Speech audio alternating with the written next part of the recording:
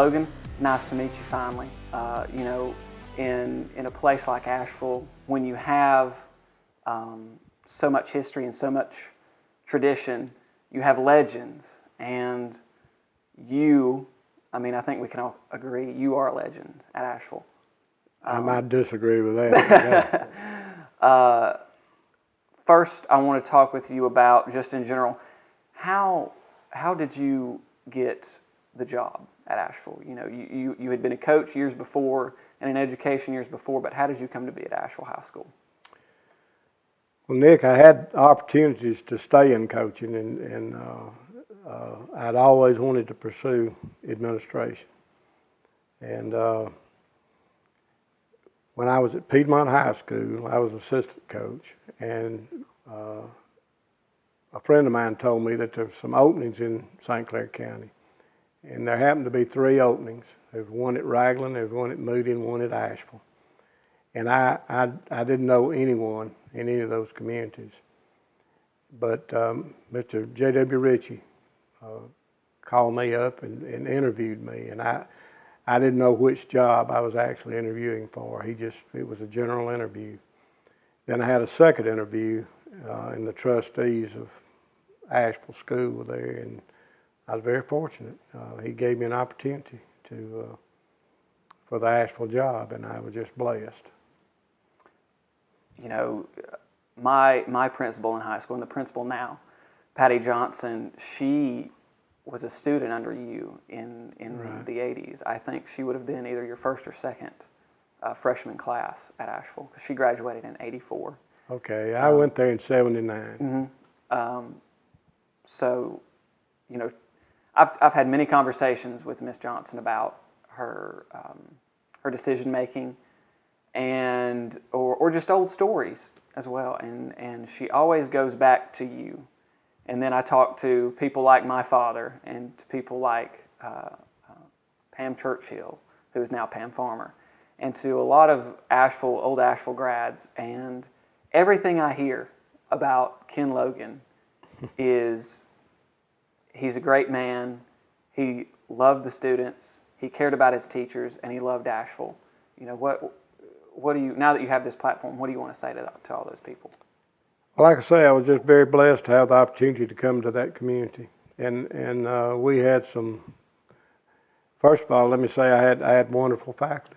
I had a great faculty who cared, and great parent backing for the students, and I had some great kids come through there. And I was one of the things I know while I was there.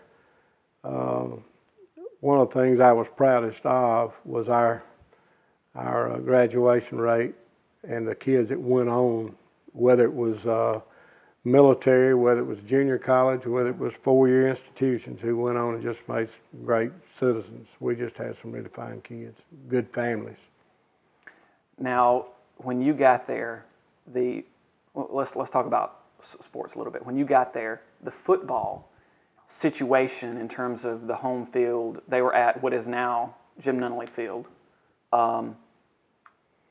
When you came into the picture, did you immediately decide, or did a group of you immediately decide, hey, let's try and undertake a stadium construction? Was that did you jump in feet first, or did you analyze the situation and then say, hey, we need to do something about this?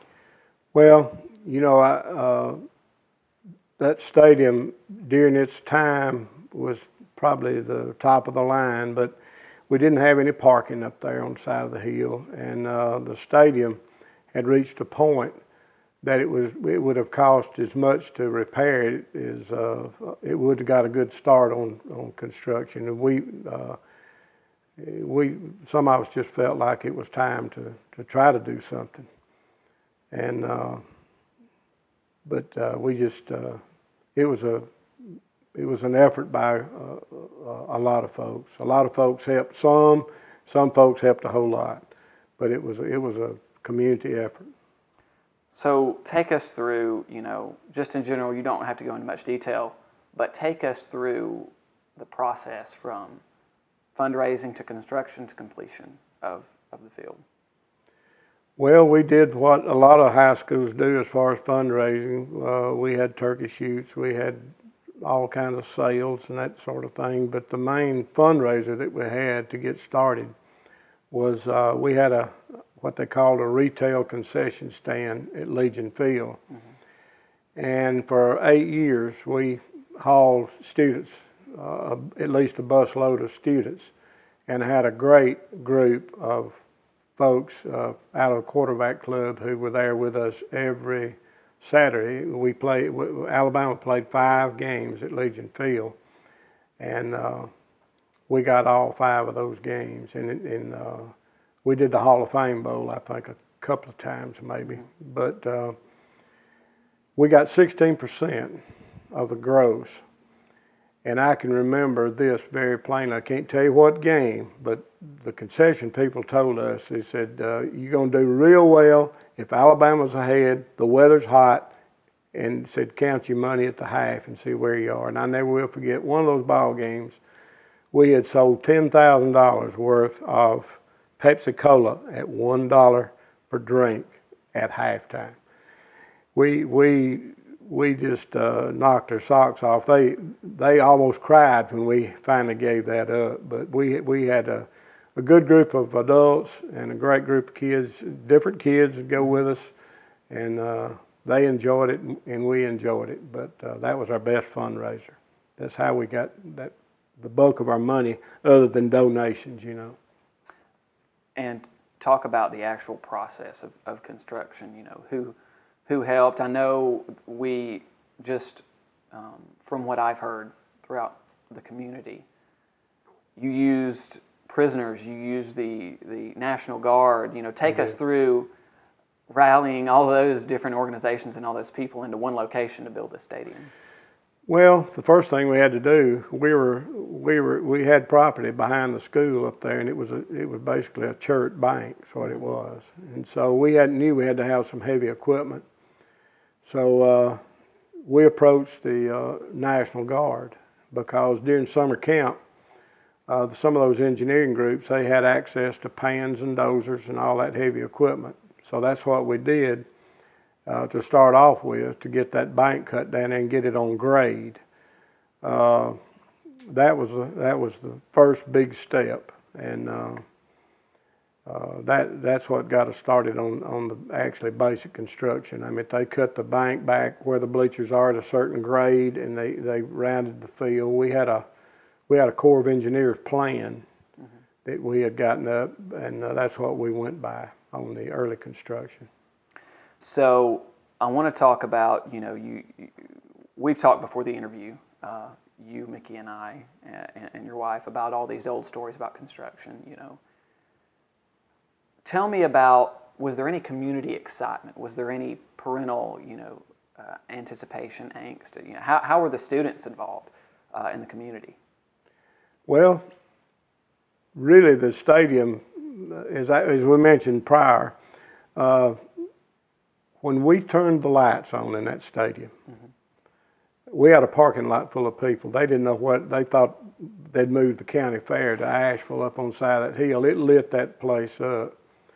And that's Mr. Ray, the superintendent at that time, told me, he said, people are going to know that you're going to build a football field when you get the lights on. We got the lights on before the stadium was ever completed.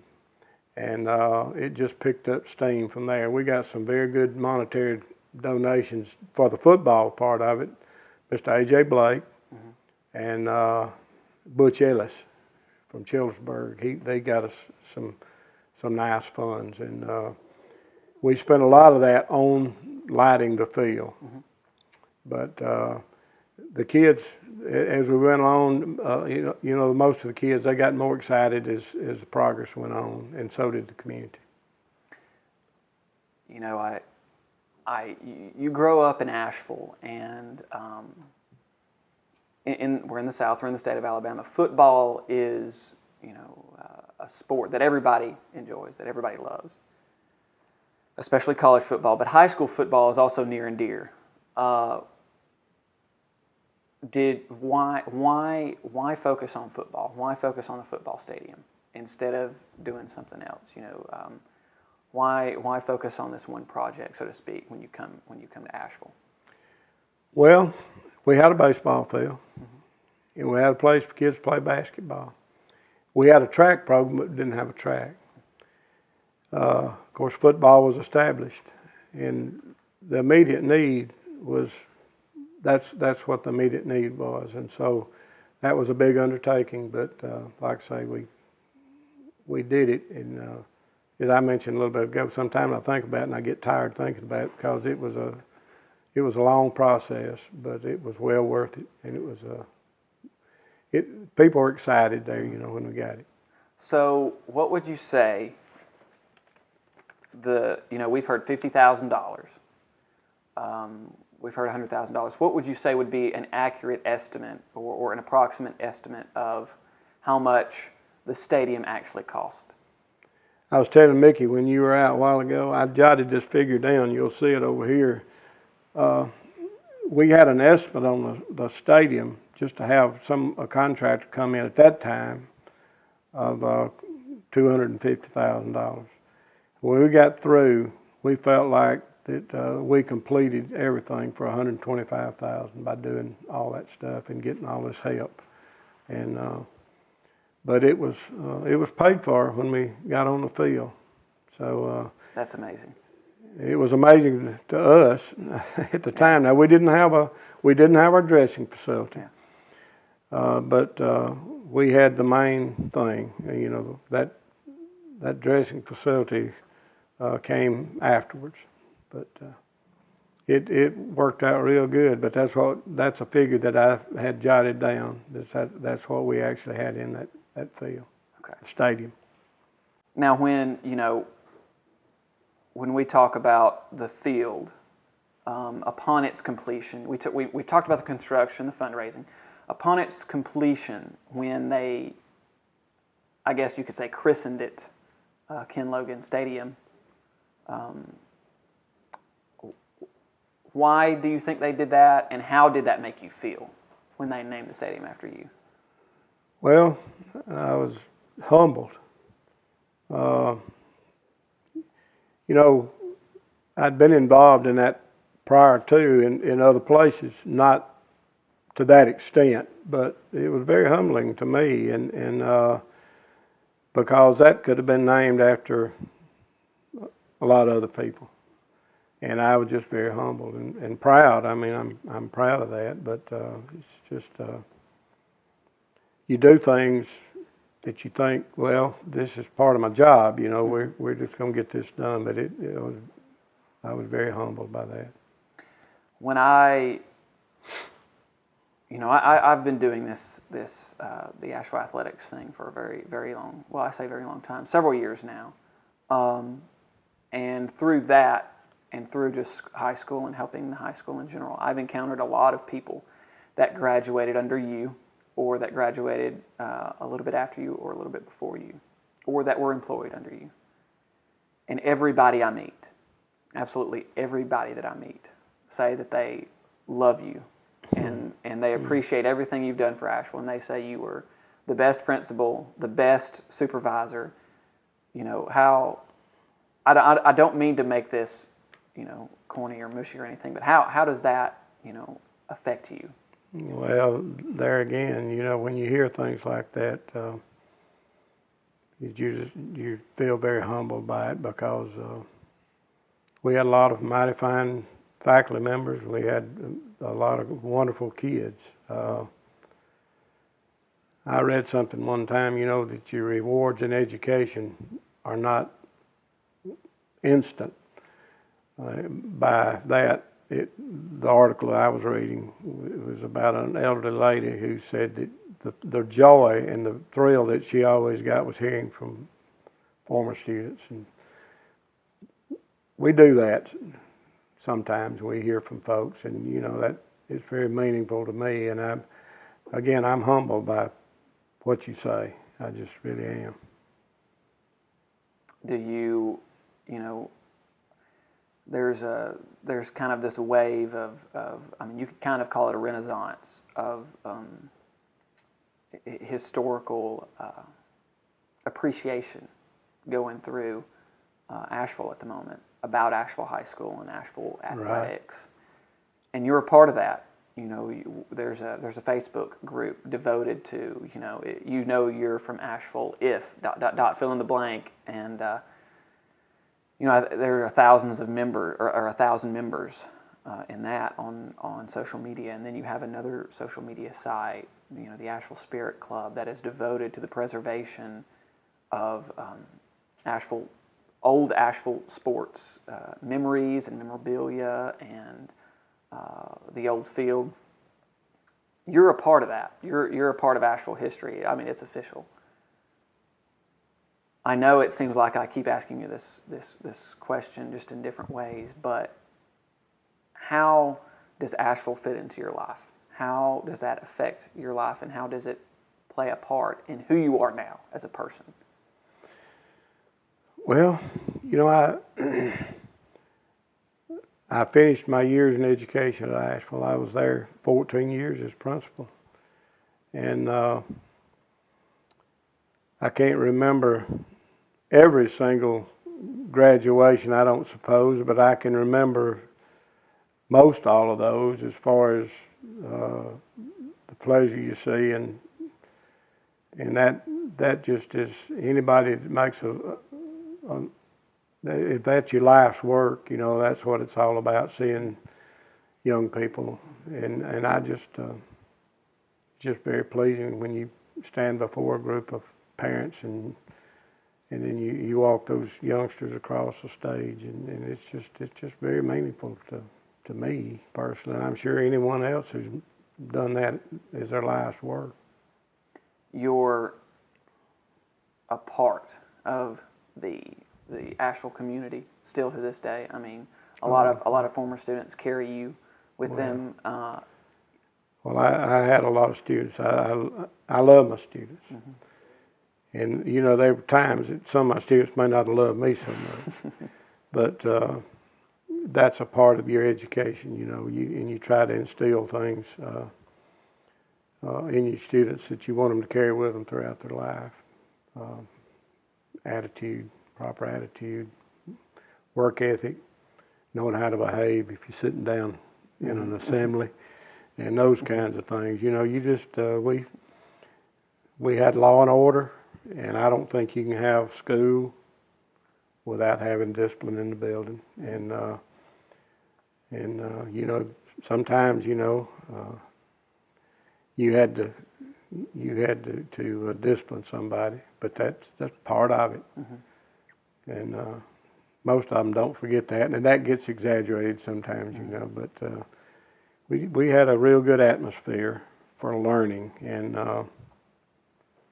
great parent support and great kids. It just means so much to me now, and I hear from students from time to time, and it's just it's a blessing to me. So you're, in this interview, this is going to start a lot of interviews with other Asheville, other Asheville community members that had an important role at Asheville High School. What do you want to say? Because there are going to be parents of the children that you taught or led in school. There are going to be students that you had in school, and then there are going to be some of your students' children watching this interview. What do you want to say to them? Gosh, if they're parents, if they're students, former students of ours, I hope that they can instill in their children what we tried to instill in them, because I think that like I say, I was blessed with a good faculty, and we tried to instill the things that make for success. I mean,